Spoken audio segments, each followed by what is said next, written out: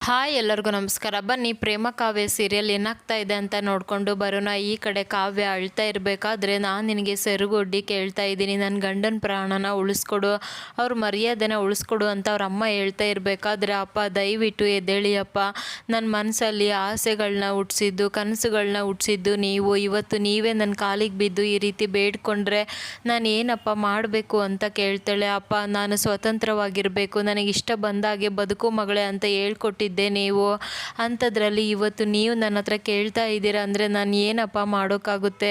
ಇವಾಗ ಏನಪ್ಪ, ಒಟ್ಟಿನಲ್ಲಿ ನಾನು ಆ ಮಹಾದೇವನ ಮದುವೆ ಆಗಬೇಕು ತಾನೇ? ಸರಿಯಪ್ಪ, ಆಯಿತು, ನಾನು ಆ ಮಹಾದೇವನ ಮದುವೆ ಆಗ್ತೀನಿ ಅಂದಿದ ತಕ್ಷಣ ಅವ್ರ ಅಪ್ಪ ಅಮ್ಮ ಇಬ್ಬರಿಗೂ ಕೂಡ ಖುಷಿ ಆಗಿಬಿಡುತ್ತೆ. ದಯವಿಟ್ಟು ನೀವು ಎದ್ದೇಳಿಯಪ್ಪ, ನನ್ನ ಕಾಲಿಗೆಲ್ಲ ಬೀಳ್ಬೇಡಿ ಅಂತ ಕಾವ್ಯ ಹೇಳ್ತಾ ಇರಬೇಕಾದ್ರೆ, ನಿಜವಾಗ್ಲೂ ನೀ ನನ್ನ ಮಗಳು ಕಣಮ್ಮ ಅಂತ ಹೇಳ್ಬಿಟ್ಟು ಅವ್ರ ಅಪ್ಪ ಅವಳನ್ನ ಹಗ್ ಮಾಡ್ಕೊಳ್ತಾರೆ. ನೋಡ್ದ, ನನ್ನ ಮಗಳು ಕೊನೆಗೂ ಕೂಡ ನನ್ನ ಪ್ರಾಣನ ಕಾಪಾಡಿಬಿಟ್ಲು, ಎಲ್ಲರ ಮುಂದೆ ನನ್ನ ಮರ್ಯಾದೆನ ಉಳಿಸಿದ್ಲು. ಕಾವ್ಯ, ನೀನು ಕಣಮ್ಮ ನಿಜವಾದ ಮಗಳು, ಆ ಪ್ರೇಮ ಇನ್ನು ಮುಂದೆ ನನಗೆ ಮಗಳಲ್ಲ, ನಾನು ಯಾವುದೇ ಕಾರಣಕ್ಕೂ ಅವಳ ತಂದೆ ಅಲ್ಲ ಅಂತ ಹೇಳ್ತಾರೆ. ಕಾವ್ಯ, ನಾನೇನಾದರೂ ಸತ್ತೋದ್ರೆ ನನ್ನ ಚಿತೆಗೆ ನೀನೇ ಬೆಂಕಿ ಇಡಬೇಕು ಅಂತ ಹೇಳಿದ ತಕ್ಷಣ ಕಾವ್ಯಗೆ ತುಂಬಾ ಬೇಜಾರಾಗ್ಬಿಡುತ್ತೆ. ನನಗೆ ಗೊತ್ತಿತ್ತು ಕಾವ್ಯ, ನೀ ನನ್ನ ಪ್ರಾಣನ ಉಳಿಸ್ತೀಯ ಅಂತ ಗೊತ್ತಿತ್ತು, ಯಾಕೆಂದರೆ ನಾನು ಬೆಳೆಸಿರೋ ಮಗಳು ಯಾವುದೇ ಕಾರಣಕ್ಕೂ ನನ್ನ ಮಾತನ್ನ ಮೀರೋದಿಲ್ಲ. ಅವಳಿಗಂತೂ ನನ್ನ ಬೆಲೆ ಗೊತ್ತಿರಲಿಲ್ಲ, ನನ್ನನ್ನು ಈ ನಡು ನೀರಲ್ಲಿ ಬಿಟ್ಟೋಗ್ಬಿಟ್ಲು, ಆದರೆ ನೀನು ನನ್ನನ್ನು ಕಾಪಾಡಿಬಿಟ್ಟೆ ಕಣಮ್ಮ, ಕಾಪಾಡಿಬಿಟ್ಟೆ. ನೋಡು, ನೀನೇನು ತಲೆ ಕೆಡಿಸ್ಕೋಬೇಡ, ನೀನು ಮದುವೆ ಆದರೆ ತುಂಬ ಚೆನ್ನಾಗಿರ್ತೀಯ, ನಿಮ್ಮಪ್ಪ ಯಾವಾಗೂ ಜೊತೆಗಿದ್ದೇ ಇರ್ತಾರೆ. ನಾನು ಈ ಸತ್ಯನ ಹೋಗಿ ಕಲ್ಯಾಣಿ ಹತ್ರ ಹೇಳ್ತೀನಿ, ಅವರು ಕೂಡ ಖುಷಿ ಪಡ್ತಾರೆ, ನೀನೇನು ಹೆದರ್ಕೋಬೇಡ ಅಂತ ಹೇಳ್ಬಿಟ್ಟು ಈ ಕಡೆ ಸತ್ಯನಾರಾಯಣ ಅವರು ಕಲ್ಯಾಣಿ ಹತ್ರ ಬರ್ತಾರೆ. ಅಯ್ಯೋ ಬಾವ ಅವರು ಬಂದರು ಅಂತ ಎಲ್ಲರೂ ಕೂಡ ಇಲ್ಲಿ ಗಾಬರಿಯಲ್ಲಿ ಕಾಯ್ತಾ ಇರಬೇಕಾದ್ರೆ, ಕಲ್ಯಾಣಿ ಕೂಡ ಎದ್ಬಿಟ್ಟು, ಅಣ್ಣ ಕಾವ್ಯ ಏನಂದ್ಲು, ಕಾವ್ಯಗೆ ಈ ಮದುವೆನ ಇಷ್ಟ ಅಂತ ಕೇಳಿದಾಗ, ಹೌದಮ್ಮ ಈ ಮದುವೆ ಆಗೋಕ್ಕೆ ಕಾವ್ಯ ಒಪ್ಕೊಂಡಿದ್ದಾಳೆ ಅಂತ ಹೇಳ್ತಾರೆ. ಆವಾಗ ಎಲ್ಲರಿಗೂ ಕೂಡ ಶಾಕ್ ಆಗುತ್ತೆ. ಅಣ್ಣ ಏನು ಹೇಳ್ತಾ ಇದ್ದೀರಾ ಅಂದಾಗ, ಹೌದಮ್ಮ ಕಾವ್ಯ ಮಹಾದೇವನ ಮದುವೆ ಆಗೋಕ್ಕೆ ಒಪ್ಕೊಂಡಿದ್ದಾಳೆ ಅಂದಿದ ತಕ್ಷಣ ನಿಜವಾಗ್ಲೂ ಕೂಡ ಕಾವ್ಯ ಈ ಮದುವೆಗೆ ಒಪ್ಕೊಂಡು ಒಳ್ಳೆ ಕೆಲಸ ಮಾಡಿದ್ಲು, ಇಲ್ಲ ಅಂದಿದ್ರೆ ಇದೇ ಮಂಟಪದಲ್ಲಿ ನನ್ನ ಪ್ರಾಣನ ಬಿಡ್ತಾ ಇದ್ದೆ, ನನ್ನ ಮಗನ ಈ ಪರಿಸ್ಥಿತಿಯಲ್ಲಿ ನನ್ನ ಕೈಯಲ್ಲಿ ನೋಡೋಕ್ಕಾಗ್ತಾ ಇರಲಿಲ್ಲ ಅಣ್ಣ. ನಿಜವಾಗ್ಲೂ ಕೂಡ ಕಾವ್ಯ ಬರೀ ಸೊಸೆ ಅಲ್ಲ, ನನಗೆ ಮಗಳು ಅಂತೇಳಿ ಕಲ್ಯಾಣಿ ಕೂಡ ಅಳ್ತಾ ಇರ್ತಾರೆ. ಆವಾಗ ಮಹಾದೇವಗಂತೂ ತುಂಬಾ ಬೇಜಾರಾಗ್ಬಿಡುತ್ತೆ. ಮಾಮ ಏನು ಹೇಳ್ತಾ ಇದ್ದೀರಾ, ನಿಜವಾಗ್ಲೂ ಕೂಡ ಕಾವ್ಯ ಅವರು ಈ ಮದುವೆಗೆ ಒಪ್ಕೊಂಡಿದ್ದಾರಾ, ನೀವೇನು ಬಲವಂತ ಮಾಡಿಲ್ವಾ ಅಂತ ಕೇಳಿದಾಗ, ಅಯ್ಯೋ ಇಲ್ಲ ಅಪ್ಪ, ಅವಳೇ ಮನಸಾರೆ ಮದುವೆ ಆಗ್ತೀನಿ ಅಂತ ಹೇಳಿದ್ದಾಳೆ, ಅವಳು ನನ್ನ ಮಗಳು ಅಪ್ಪ, ಈ ಅಪ್ಪನ ಮರ್ಯಾದೆ ಉಳಿಸೋದಕ್ಕೋಸ್ಕರ ಅವಳು ಮದುವೆನ ಒಪ್ಕೊಂಡಿದ್ದಾಳೆ ಅಂತ ಹೇಳಿದಾಗ, ನನಗೆ ಯಾಕೋ ಇದು ಸರಿ ಬರ್ತಿಲ್ಲ ಅಂತ ಮಹಾದೇವ ಹೇಳ್ತೇನೆ. ಯಾಕೋ ಮಹಾದೇವ ಆ ರೀತಿ ಯೋಚನೆ ಮಾಡ್ತೀಯ, ನೋಡು ನಾವು ಪ್ರೇಮ ಜೊತೆ ನಿನ್ನ ಮದುವೆ ಮಾಡಬೇಕು ಅಂತ ಅಂದ್ಕೊಂಡ್ವಿ, ಆದರೆ ಆ ದೇವರು ಕಾವ್ಯ ಜೊತೆ ನಿನ್ನ ಮದುವೆನ ನಿಶ್ಚಯ ಮಾಡಿದ್ದಾನೆ, ನೀನೇನು ತಲೆ ಕೆಡಿಸ್ಕೋಬೇಡ ಕಣೋ, ಕಾವ್ಯ ತುಂಬ ಒಳ್ಳೆ ಹುಡುಗಿ ಅಂತ ಹೇಳಿದಾಗ, ಆಗಲ್ಲ ಅಮ್ಮ, ಅವರು ತುಂಬಾ ಓದಿದ್ದಾರೆ, ಅದರಲ್ಲೂ ಅವರು ಸಿಟಿಯಲ್ಲಿ ಬೆಳೆದಿರೋದು, ನಾನು ನೋಡಿದರೆ ಹುಟ್ಟಿದಾಗಿದ್ದ ಸ್ಕೂಲ್ ಕಡೆಗೂ ಕೂಡ ಹೋಗಿಲ್ಲ, ಅಂಥದ್ರಲ್ಲಿ ಪಾಪ ಅವರು ನಮ್ಮನೆಗೆ ಬಂದು ಹೇಗಮ್ಮ ಇರ್ತಾರೆ ಅಂತ ಕೇಳ್ತಾನೆ. ನೋಡು, ಮದುವೆ ಅನ್ನೋದು ಬರೀ ಓದು ವಿದ್ಯೆ ದುಡ್ಡಿನಿಂದ ಅಳಿಯೋದಲ್ಲ, ಅದೊಂದು ನಂಬಿಕೆ, ವಿದ್ಯೆ ಇದ್ದ ನಂಬಿಕೆ ಬರೋದಿಲ್ಲ ಕಣೋ ಮಹಾದೇವ, ನಾವೆಲ್ಲರೂ ಎಷ್ಟು ಖುಷಿಯಾಗಿರ್ತೀವೋ ಆ ಖುಷಿಯಲ್ಲಿ ನಮಗೆ ನಂಬಿಕೆ ಸಿಗೋದು.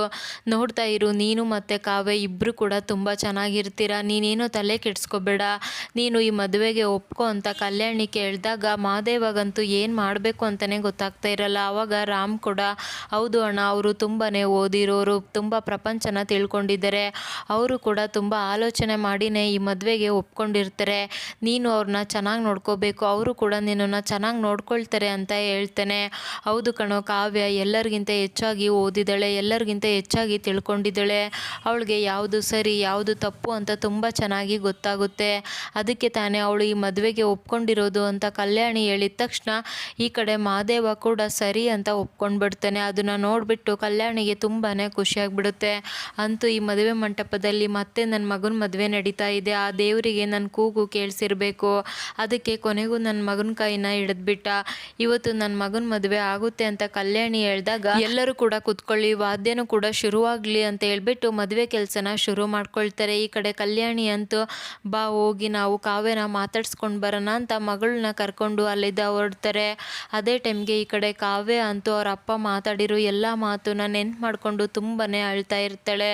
ಇನ್ನು ಈ ಕಡೆ ಮಹೇಶ್ವರಿ ಮತ್ತು ಕಿಟ್ಟಿ ಇಬ್ಬರು ಕೂಡ ಮಾತಾಡ್ಕೊಳ್ತಾ ಇರಬೇಕಾದ್ರೆ, ಏನಕ್ಕ ಇದು, ನಾವು ಪ್ರೇಮನ ಕಿಡ್ನಾಪ್ ಮಾಡಿದ್ದೆ ವೇಸ್ಟ್ ಆಯಿತು, ಹೇಗಾದರೂ ಮಾಡಿ ಮದುವೆನ ನಿಲ್ಲಿಸ್ಬೇಕು ಅಂತ ನೋಡಿದರೆ ಈ ಸತ್ಯನಾರಾಯಣ ಟ್ವಿಸ್ಟ್ ಟ್ವಿಸ್ಟ್ ಮೇಲೆ ಟ್ವಿಸ್ಟ್ನ ಕೊಡ್ತಾ ಇದ್ದಾನೆ. ಇವನು ಏನು ಮಾಡ್ತಾನೆ ಅಂತಲೇ ನನ್ನ ಕೈಯಲ್ಲಿ ನೋಡೋಕ್ಕಾಗ್ತಾ ಇಲ್ಲ ಅಂತ ಹೇಳಿದಾಗ ಆ ಕಾವ್ಯ ಈ ಮದುವೆಗೆ ಒಪ್ಕೊಂಡಿರೋಕ್ಕೆ ಸಾಧ್ಯನೇ ಇಲ್ಲ. ಅವಳು ಪ್ರೇಮ ಥರ ಅಲ್ಲ, ಅವಳು ತುಂಬ ಹುಷಾರಾಗಿ ಇರ್ತಾಳೆ. ಆದರೆ ಇವನೇ ಕಾಲಿಗೆ ಬಿದ್ದು ಕೈಗೆ ಬಿದ್ದು ಗೊತ್ತಿಲ್ಲ ಮಗಳನ್ನ ಒಪ್ಸಿರ್ತಾನೆ.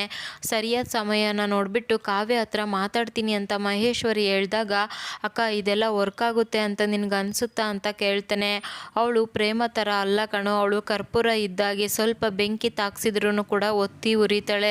ಅದನ್ನು ಸರಿಯಾದ ಟೈಮಿಗೆ ನೋಡಿ ನಾನು ಕೆಲಸನ ಮಾಡ್ತೀನಿ ಬಿಡು ಅಂತ ಹೇಳ್ಬಿಟ್ಟು ಈ ಕಡೆ ಕಾವ್ಯ ಇರೋ ರೂಮಿಗೆ ಮಹೇಶ್ವರಿ ಕೂಡ ಬರ್ತಾಳೆ. ಕಾವ್ಯ ಯೋಚನೆ ಮಾಡ್ತಾ ಇರಬೇಕಾದ್ರೆ ನೀನು ಇರೋದ್ರಲ್ಲೇ ಗೊತ್ತಾಗುತ್ತೆ ನಿಮ್ಮ ಅಪ್ಪ ನಿನ್ನ ಕಾಲು ಹಿಡ್ದು ಒಪ್ಸಿದ್ದಾನೆ ಅಂತ. ನನ್ನ ಪ್ರಯತ್ನ ನಾನು ಮಾಡಬೇಕು ಅಲ್ವಾ ಅಂತ ಹೇಳ್ಬಿಟ್ಟು ಮಹೇಶ್ವರಿ ಒಳಗೆ ಬರ್ತಾಳೆ. ಕಾವ್ಯ ಅಂದಿದ ತಕ್ಷಣ ಕಾವ್ಯ ಅಂತೂ ತುಂಬಾ ಬೇಜಾರಲ್ಲಿರ್ತಾಳೆ.